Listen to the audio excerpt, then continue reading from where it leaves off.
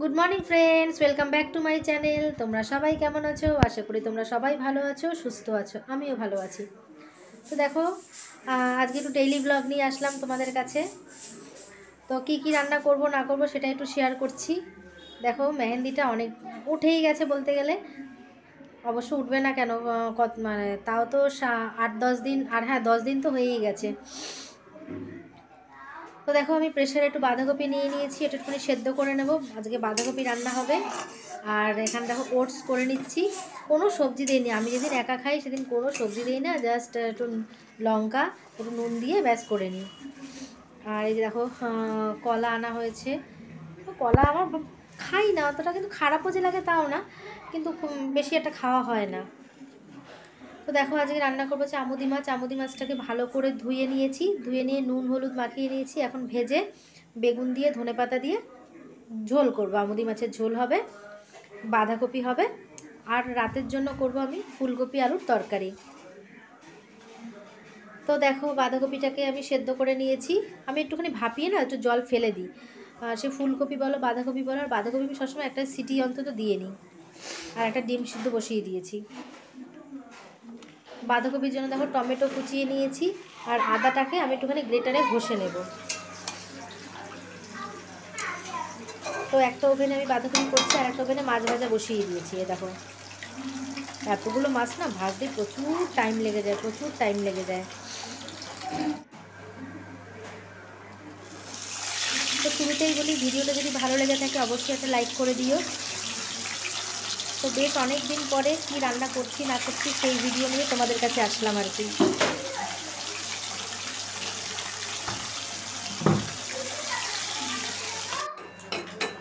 এ দেখো, বাঁধাকপির মধ্যে আমি একটুখানি ভাজা মশলা দিচ্ছি। এর মধ্যে জিরের গুঁড়ো ধনের গুঁড়ো রয়েছে।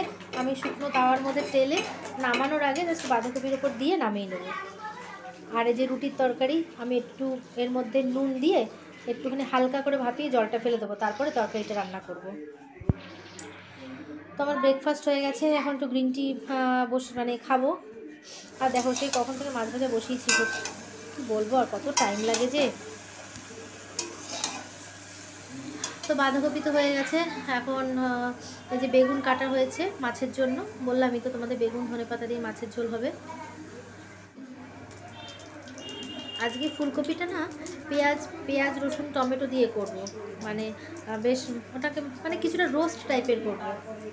তো পেঁয়াজ রসুন টমেটো আদা সব কিছু পেস্ট করে নিয়ে জিরে ফোড়ন দিয়ে আর কি ফুলকপিটা রান্না হবে। দেখো, মাছের জন্য আমি বেগুনও ভেজে নিয়েছি, বেগুন ভেজে তুলে নিয়েছি।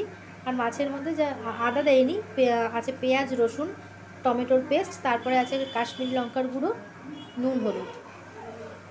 মাছে আমি না কালো জিরে ফোড়ন দেবো, দিয়ে মশলাটা ছেড়ে দিয়ে আর কি মাছটা করে নেব।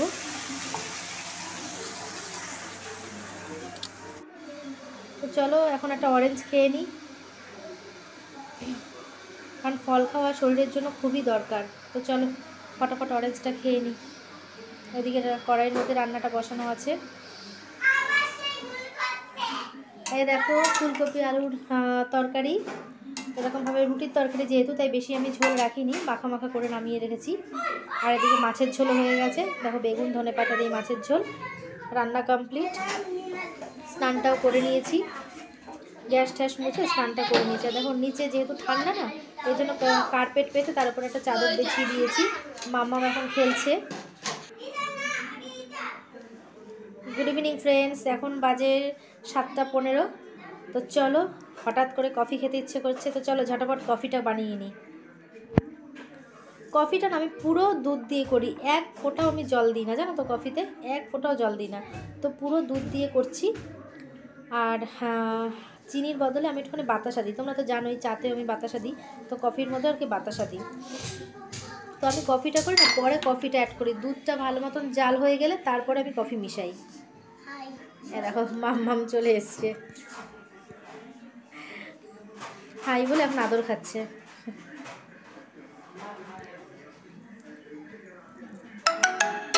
তো ও তো চাটা কিছুই দিই না ওকে। তো আজকে বললো চল মাম্মাম একটুখানি কফি খাবো। আমি ঠিক আছে চল একটুখানি খা তাহলে কফি। তো মাম্মামের জন্য বানিয়ে নিয়েছি। আমি খাবো, মাম্মাম খাবে, মা খাবে, ভাই খাবে, আর তোমাদের শান্তনুদা খাবে। তো পরে আবার দুধ অ্যাড করতে হয়েছে, তো পরে অফিস থেকে ফোন করে বলছে যে আমিও খাবো, তো কাছেই চলে এসছে, তো সবার জন্যই বানিয়ে নিচ্ছি। পরে আবার দুধ অ্যাড করে এক্সট্রা করে বানিয়ে নিলাম। তো শীতকালে গরম গরম কফি, উফ, মানে পুরো জমে যায় বলো সন্ধ্যাবেলাটা। কফি আমার দারুণ লাগে খেতে, দারুণ লাগে। তো চলো, ভাইয়েরটা তোমাদের শান্তনুদারটা ঢাকা দিয়ে রেখেছি, আসছে 5 মিনিটে চলে আসবে, তো বললো বানিয়েই রাখো, আসলে একটু গরম করে দিও। কি জানি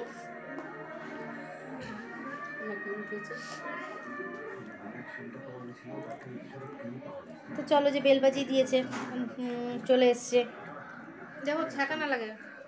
ভাগ্যিস আমাকে ফোনটা করেছিল, নাহলে পরে বানিয়ে দিতাম। আমি বলছিলাম পরে বানিয়ে দেবো, বলছে না আমি তো একদম চলেই এসেছি, জাস্ট 5 মিনিটের মধ্যে ঢুকে যাচ্ছি, তুমি বানিয়ে নাও। তো বানিয়ে নিলাম। তো চলো, সত্যি দারুণ লাগছে, দারুণ লাগছে শীতকালে কফি। তো বন্ধুরা, তোমাদের কাছে একটা রিকোয়েস্ট, তোমরা যারা আমার চ্যানেলটাকে সাবস্ক্রাইব করেছো তাদেরকে তো সত্যি অনেক অনেক অনেক ধন্যবাদ। আর যে বন্ধুরা আমার চ্যানেলটাকে এখনও সাবস্ক্রাইব করোনি, যদি আমার ভিডিওগুলো তোমাদের ভালো লেগে থাকে তাহলে প্লিজ আমার চ্যানেলটাকে সাবস্ক্রাইব করে আমার পাশে থেকো, আর পাশে থাকা বেল আইকনটা অল করে রেখো, যাতে নতুন নতুন ভিডিও আসা মাত্রই তোমাদের কাছে পৌঁছে যায়। তো মাম্মামও কফি খেয়ে বলছে দারুণ খেতে লাগছে, দারুণ খেতে লাগছে।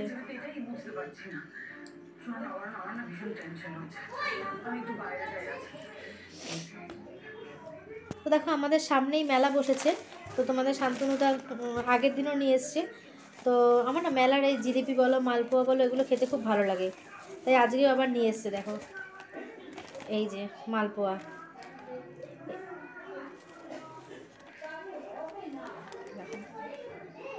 মালপোয়াগুলো না বেশ ভালো মচমচে আছে।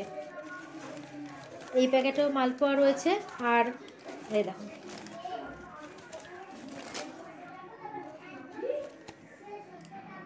আর এখানে আছে গজা, মানে ছোটো ছোটো গজাগুলো যেগুলো হয়, এই যে।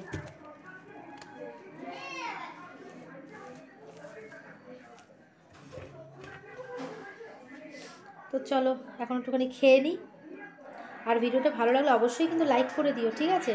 আর ভিডিওটা লেন্দি করছি না, ঠিক আছে?